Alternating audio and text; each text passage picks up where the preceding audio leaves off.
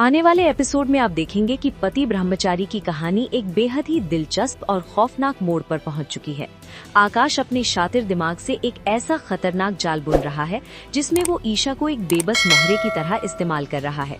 उसका असली निशाना ताईजी है और वो उन्हें पूरी तरह से बर्बाद करने की फिराक में है। इन साजिशों के बीच एक बेहद ही खूबसूरत और भावुक पल तब आता है जब सूरज अपनी प्यारी बहन काव्या के लिए एक कीमती हीरे का हार लेकर आता है। सूरज की आंखों में अपनी बहन के लिए असीम प्यार है, लेकिन इस चमकते हुए हार पर किसी और की ही बुरी नजर गड़ चुकी है। वो कोई और नहीं बल्कि मोनिका है। मोनिका की आंखों में लालच की वो आग साफ दिखाई दे रही है जो किसी भी हद तक जाने को तैयार है। वो मन ही मन ठान लेती है कि चाहे जो हो जाए ये बेशकीमती हार वो हासिल करके ही रहेगी। तभी कहानी में जबरदस्त मोड़ आता है। आकाश एक नई चाल चलता है और अरविंद जी के दिमाग में जहर घोलना शुरू कर देता है। वो उन्हें इतना ज्यादा उकसाता है कि अरविंद जी अपना आपा खो बैठते हैं। गुस्से में अंधे होकर वो उस बेहद अहम फाइल को आग के हवाले कर देते हैं जिसमें इंदौर के हर घर तक पानी पहुंचाने वाले प्रोजेक्ट की पूरी जानकारी थी। जब तक ईशा भागती हुई वहां पहुंचती है तब तक बहुत देर हो चुकी होती है। उसके सामने सिर्फ जलती हुई फाइल की राख बची होती है। ईशा के पैरों तले जमीन खिसक जाती है क्योंकि सूरज को अगले ही दिन ये फाइल खुद मुख्यमंत्री के सामने पेश करनी है। अब ईशा के पास इस पूरी बर्बादी को सुधारने के लिए सिर्फ एक दिन का समय बचा है। अब ईशा एक बड़ी दुविधा में फंस जाती है।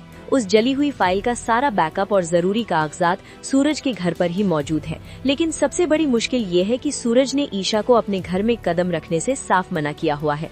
मजबूरी और समय की कमी के चलते ईशा एक बहुत बड़ा जोखिम उठाने का फैसला करती है।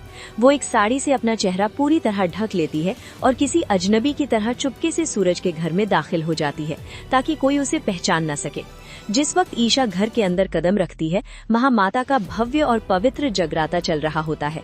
पूरे घर में भक्ति का माहौल है, ढोलक की थाप गूंज रही है और परिवार का हर एक सदस्य आंखें बंद करके पूरी श्रद्धा के साथ माता की आराधना में लीन है। लेकिन इस पवित्र माहौल का फायदा उठाने के लिए कोई और भी घात लगाए बैठा है। मोनिका को अपना लालच पूरा करने का इससे बेहतरीन मौका नहीं मिल सकता था। वो दबे पांव आगे बढ़ती है और सबकी आंखें बंद होने का फायदा उठाकर बड़ी ही चालाकी से काव्या का वो हीरे का हार चुरा लेती है। कुछ ही देर में जैसे ही ताईजी की नजर पड़ती है उन्हें एहसास होता है कि हार अपनी जगह से गायब है। पल भर में ही घर का खुशनुमा माहौल एक भयानक सन्नाटे में बदल जाता है। ताईजी की तेज और शक भरी नजरें सीधा उस साड़ी से मुंह ढकी हुई औरत पर जाकर टिक जाती हैं। उनका गुस्सा 7वें आसमान पर पहुंच जाता है और वो बिना कुछ सोचे समझे आगे बढ़कर झटके से ईशा के चेहरे से कपड़ा हटा देती हैं। ईशा को वहां देखते ही ताईजी का पारा और भी ज्यादा चढ़ जाता है। वो सबके सामने ईशा पर चोरी का इतना बड़ा इल्जाम मढ़ देती है। बात सिर्फ इल्जाम तक ही नहीं रुकती, ताईजी ईशा को बेइज्जत करने की सारी हदें पार कर देती हैं। वो गुस्से में ईशा की साड़ी तक खींचने लगती हैं और भरी महफिल में उसे बुरी तरह अपमानित करती हैं। ईशा आंसुओं से भरी आंखों से खुद को बेकसूर साबित करने की कोशिश करती है, लेकिन कोई उसकी एक नहीं सुनता। ठीक उसी वक्त दरवाजे से सूरज की एंट्री होती है। अपनी आंखों के सामने ईशा की सरेआम बेइज्जती होते देख सूरज का दिल दहल जाता है।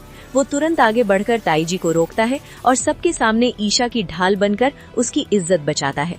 वो हालात को काबू में करने की पूरी कोशिश कर रहा होता है, लेकिन तभी वहाँ आकाश पहुँच जाता है। आकाश तो जैसे इसी पल का इंतजार कर रहा था। सूरज से अपनी पुरानी दुश्मनी का बदला लेने के लिए वो इस स्थिति का फायदा उठाता है। वो पुलिस को बुलाकर ताईजी पर ईशा के साथ बदसलूकी और मारपीट का संगीन आरोप लगा देता है और उन्हें गिरफ्तार करवा देता है। ईशा अंदर से टूट चुकी है।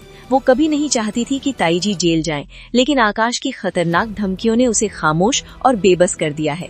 क्या अब सच सामने आएगा या फिर कहानी एक नया मोड़ लेगी? वीडियो पसंद आए तो लाइक और सब्सक्राइब जरूर करें। ऐसे ही लेटेस्ट वीडियो और अपडेट पाने के लिए हमारे चैनल सीरियल प्रोमो टिविस्ट को सब्सक्राइब करें और वीडियो को लाइक करें। Good bye.